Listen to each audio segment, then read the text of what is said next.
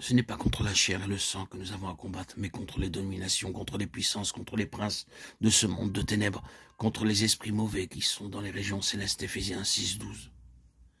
Paul dit, revêtez-vous de toutes les armes de Dieu afin de pouvoir tenir ferme contre les embûches du diable. Éphésiens 6:11. Les embûches du diable consistent parmi d'autres choses à nous empêcher d'avoir plus de lumière, à nous dérober de la lumière que nous avons, à tout employer pour nous dérober de la lumière que nous avons, à introduire quelque chose qui a aveuglé nos yeux, et à les détourner du Seigneur Jésus pour les fixer sur autre chose, peut-être sur nous-mêmes ou sur un intérêt terrestre. Dès que cela nous arrivera, nous serons de nouveau en esclavage et des prisonniers impuissants. Les puissances mauvaises sont les princes de ce monde de ténèbres. Éphésiens 6:12. L'illumination spirituelle signifie entrer dans une grande lutte. En vérité, il y a toujours une bataille à livrer pour recevoir une lumière spirituelle nouvelle.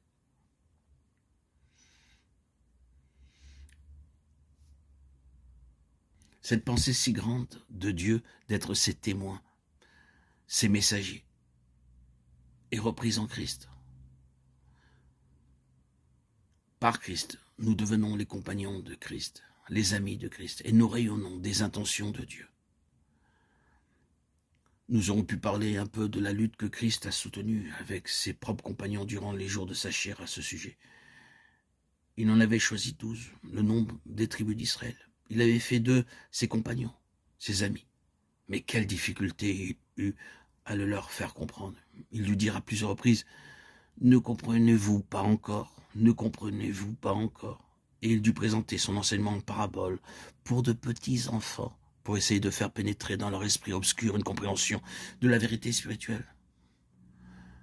Le semeur sortit pour semer, nous voyons l'image. Mais c'est là une image pour de petits enfants, n'est-ce pas? Et il leur dit toutes les autres paraboles lorsqu'il les eut toutes terminées. Ils lui dirent aux disciples qu'il était nécessaire de leur parler dans ces termes parce qu'ils n'avaient pas d'intelligence. Tout au long du chemin, il avait à lutter contre leurs pensées obscures. Et ils tournaient leurs yeux vers un jour où ils comprendraient. Cependant, comme il savait que ce jour devait arriver, il ne les abandonna pas. En ce jour-là, vous ne me poserez plus de questions. Quand lui, l'esprit de vérité sera venu, il vous conduira dans toute la vérité. Jean 16:13. Je me suis dit bien souvent que le Seigneur Jésus doit s'être senti très heureux au jour de la Pentecôte. Avons-nous lu le message que Pierre apporta à la multitude en ce jour-là?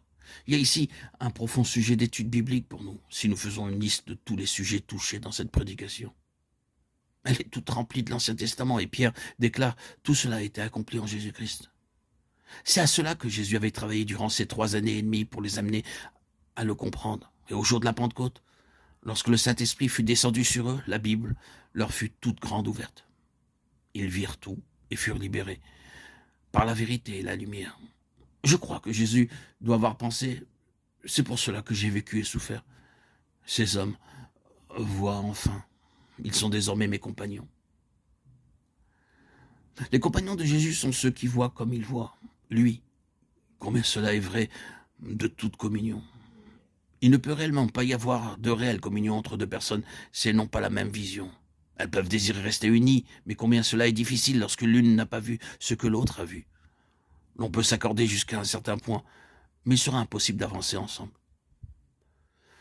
Les Écritures disent, 2 hommes marchent-ils de concert s'ils ne sont pas entendus d'avance? Amos 3:3. La réelle communion repose sur une compréhension mutuelle et je pense qu'il y a peu de choses que Jésus demande et désire autant que d'avoir des hommes qui le comprennent. C'est là ce que Dieu a toujours désiré. Cette pensée est reprise par son Fils pour être confiée aux compagnons du Fils. Jean dit, si nous marchons dans la lumière, comme il est lui-même dans la lumière, nous sommes en communion les uns avec les autres. 1 Jean 1:7. La communion avec le Seigneur et les uns avec les autres ne peut être que si nous marchons dans la lumière.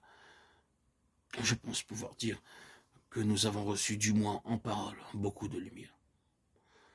Tout ce que nous pouvons dire, c'est marchons dans la lumière et nous serons libres.